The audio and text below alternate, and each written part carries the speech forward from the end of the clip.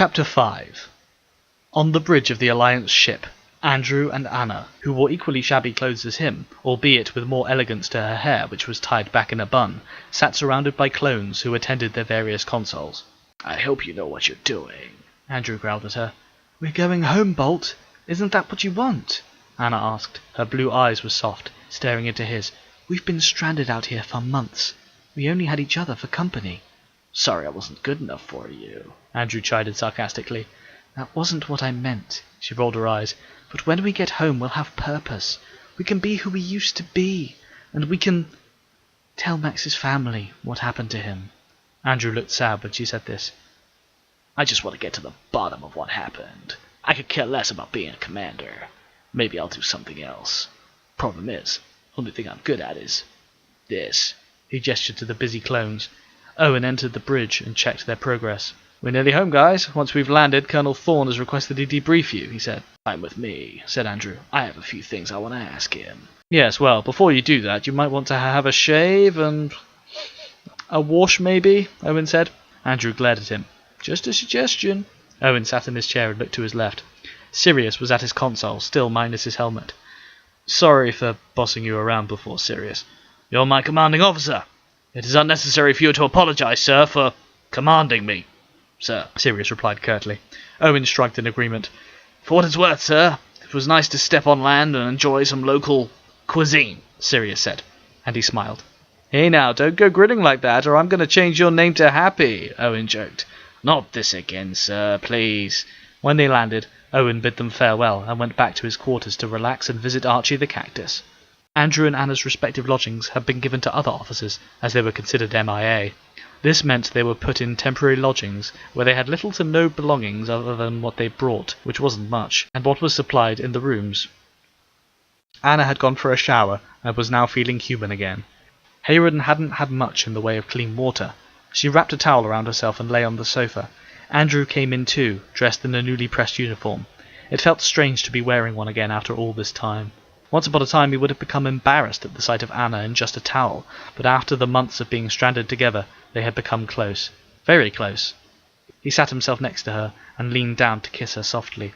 "It feels strange to be home. I don't know if I feel like I belong here anymore," Andrew said.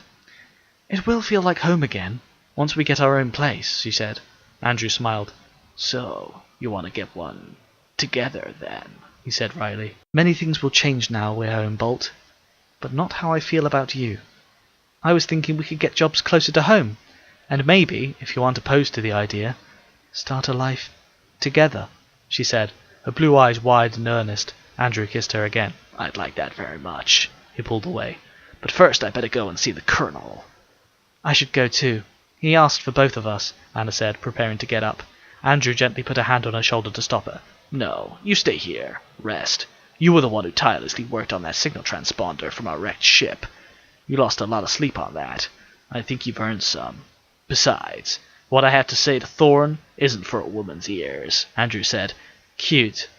"All right. I can't wait to hear about it," Anna said, and closed her eyes. With a final smile at her, Andrew stood and left the apartment. The temporary accommodation provided was quite a ways from Alliance headquarters, but he enjoyed the walk through the main complex, passing newly constructed buildings, spotting new fashions and advertisements for items he didn't even recognize. He supposed, when he considered the months of estrangement with the year in cryo, he had been away for quite some time. Finally, he arrived outside the Colonel's office and rapped a knuckle against it forcefully. He heard a voice say, "Enter!" The door slid open, and Andrew entered. Sat at his desk, smiling placidly, was Colonel Nathaniel Thorne. The office looked almost identical to when Andrew had last been here, with the exception of more medals on the wall, and he was sure the model spacecraft on his desk wasn't there last time. "Ah, Commander Andrew Bolt. It's been a long time. I was so concerned when you didn't send the arrival signal at the designated time. We lost all trace of your ship. We had no choice but to consider you MIA, Nate said, with what appeared to be genuine regret. "Colonel Nathaniel Thorne," Andrew said stiffly. "Take a seat, please," Thorne said, gesturing to the chair opposite him. "And please, do call me Nate." "That's all right, Colonel. I'll keep this formal." In short, the mission was a sham.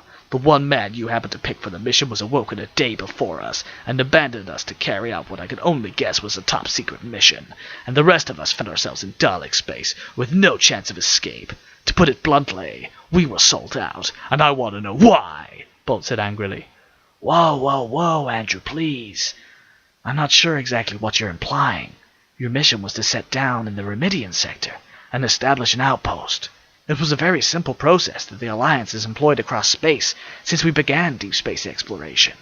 All this talk of agendas and a man going rogue sounds a little paranoid, Nate said, his eyes wide and incredulous, while Andrew's narrowed. Paranoid, he shouted. My friend Max was mauled to death by a wolf creature. I was stranded on a primitive world for months, and your man Henshaw was nowhere to be found. Are you telling me he was acting alone? There was silence for a moment. Andrew, I think you need psychiatric evaluation. I think the trauma has taken its toll. Even the strongest man can crack. There's no shame in it. I'll have the medtechs look you over ASAP. I'm fine. Just answer me. Or what? Nate asked, taking his glasses off, his eyes now colder, harsher.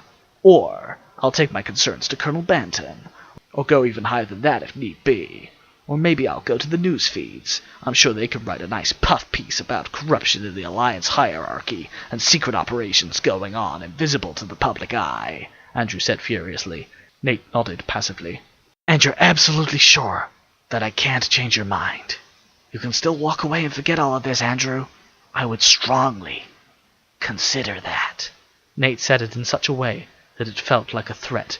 I want the truth. I deserve it, and nothing will get in my way. Not even Eden's finest. I see, Nate said simply. He reached into his desk drawer and pulled out a gun, aiming it at Andrew calmly, unblinking. Then I guess I'll have to remove you from the equation. I can simply say you lost your mind and committed treason. No one will question me. You'll be buried in a traitor's grave, as will your associate, Miss Watling. Andrew roared with anger and dove over the Colonel's desk. Items were knocked sprawling as he grabbed the gun from Nate's hand, and the pair struggled to gain control of it. Andrew had intended to push Nate to the floor, but the Colonel was surprisingly strong. He had grabbed Andrew and tossed him against the wall, moving in a swift motion away from his seat and pinning him to the wall. Andrew punched Nate furiously. Assaulting a superior officer! Nate teased. He raised the gun once again, but Andrew deftly ducked and swept Nate's legs out from under him. The Colonel went down with a crash, and Andrew secured him into a chokehold. Nate gasped out, You can't escape, Bolt. This is bigger than you can imagine. You will die. Anna will die, and there is nothing you can do to stop it. He smiled. Even with Andrew squeezing his neck tightly, the bastard smiled. Andrew yelled angrily, retrieved his knife from his pocket, and thrust it into the Colonel's chest. Blood pooled around the stab wound, and Nate grunted in pain. Andrew held him steadfast, and a moment later the Colonel was still, his blue eyes staring up at the ceiling, dead. Andrew, panting from the conflict, released Nate and clambered to his feet. He looked around hectically, wondering where he went from here. First of all, he had to get to Anna. The pair of them could go to ground. Once they found the Colonel's body, they would be hunted as traitors. He made for the door, but before he reached it, he felt a sharp pain run through his body. A silver spike emerged from his chest. He looked down at it in confusion. He saw his own blood staining the metal object. He tried to speak, but all he could do was choke on his own blood. The spike retracted, and Andrew fell to the floor in a heap. Nate stood over him, his arm turning from a metal appendage back into human-looking flesh. He wiped the blood away with a white handkerchief and smiled. Now, for the girl. Epilogue. In their temporary lodgings, Anna was dressed in her uniform. She had slept for a couple of hours, and Andrew still had not come back. She was getting a little nervous. There was probably a rational explanation. She couldn't wait to straighten out this mess and get on with their lives, together. Suddenly, there was a knock at the door. Anna, it's me, called out Andrew's voice. She sighed with relief. Oh, Andrew, I was wondering where you'd got to. I suppose it was too much to expect you to remember the access code for the door. She crossed over towards the door. Yeah, memory like a sieve, you know me, babe, Bolt said casually. She frowned, confused. Babe, she said. Since when did you call me? She opened the door and was shocked to see Colonel Nathaniel Thorne stood there smiling. He spoke, but as his lips moved, Andrew's voice came out. Hello, Anna. Sinister Intent was written and read by Phil Owen. Characters created by Andrew Wagstaff. Second Empire created by Mechmaster.